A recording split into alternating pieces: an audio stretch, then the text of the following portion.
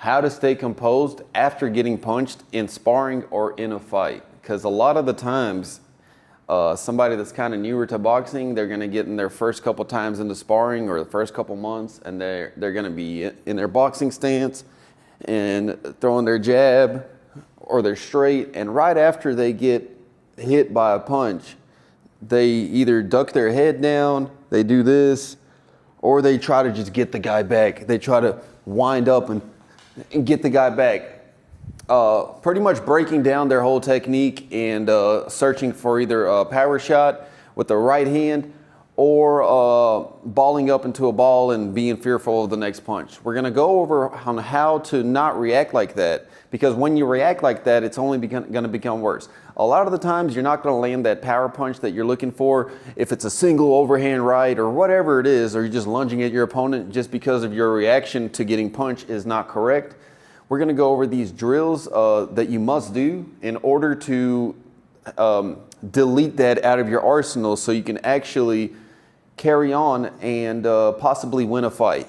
So here we go, guys.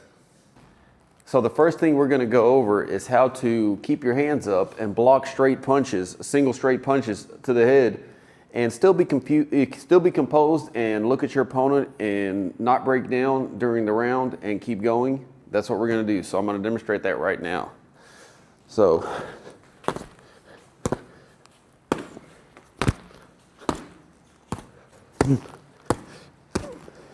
I'm just blocking these punches, these straight punches, and I'm pretty much trying to keep my hands close to my head so I don't open myself up for a counter if he chooses to feint me or something like that.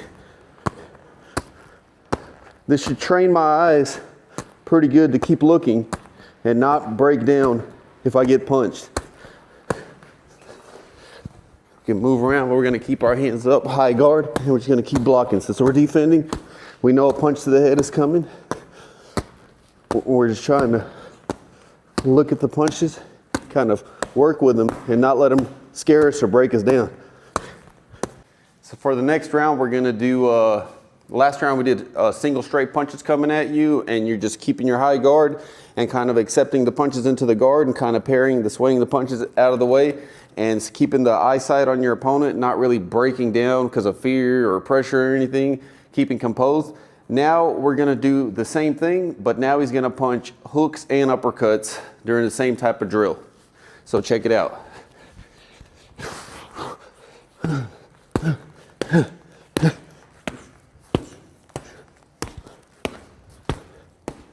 The whole time I'm watching where he's punching, I'm looking at my opponent, staying composed.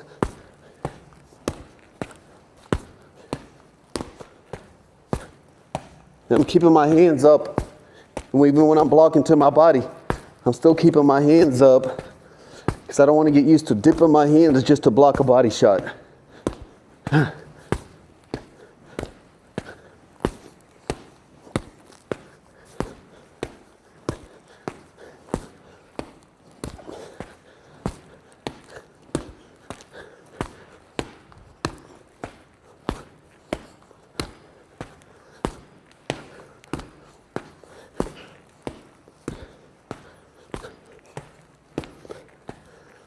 Yes, so we just went over how to keep your hands up and receive punches into your block and not overreact and still stay composed during a round of sparring.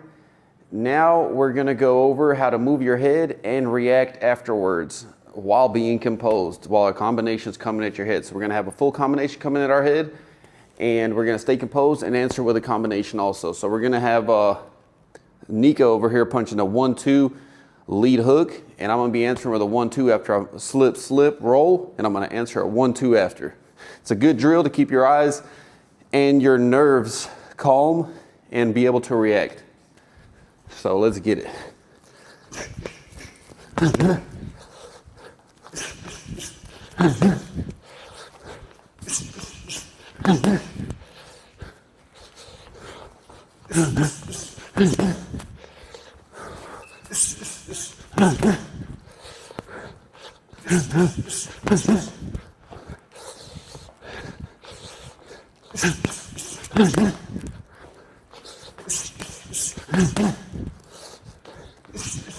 All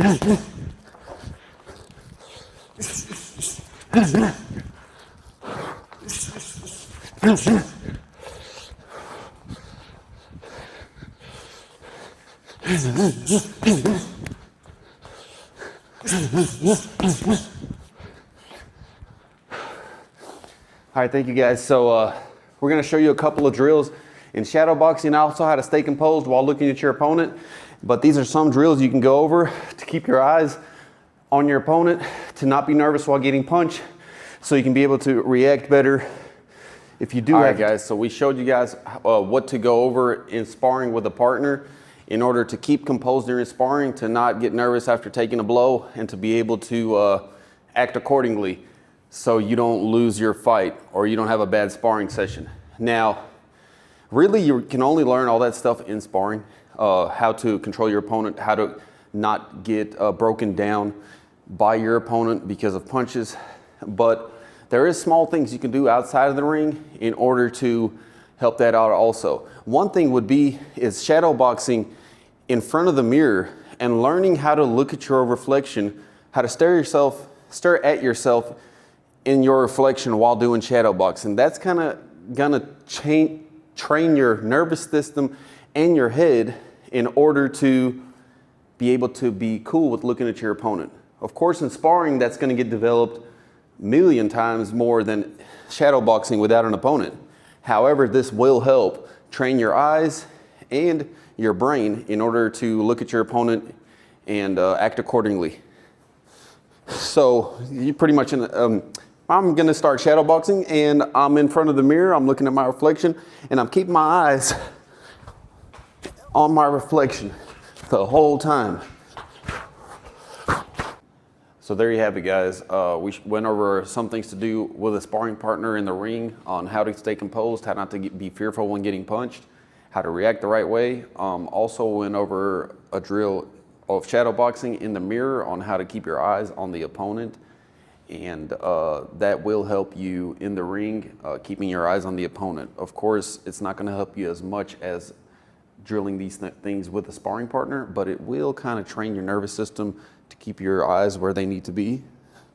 But still make sure to go over this stuff in sparring, because it's not gonna carry over that much if you don't actually do it where you're supposed to, which is in the ring. Thank you guys very much. See you later.